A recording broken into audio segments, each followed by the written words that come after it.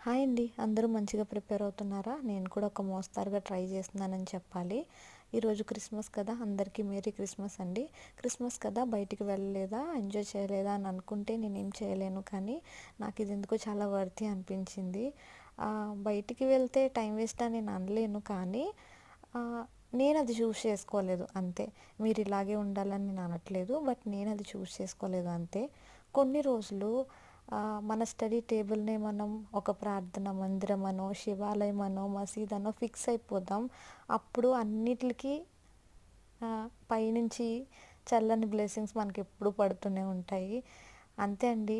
అంటే ఒక చిన్న మాట చెప్పాలనుకుంటున్నాను. ఒక్క దీపాన్ని వెలిగించి 100 దీపాలు వెలుగుని కావాలి అని అనుకోవడం తప్పు కదా! సో, మనం కష్టపడి కష్టానికి తగిన ప్రతిఫలం మనం ఆశించాలి.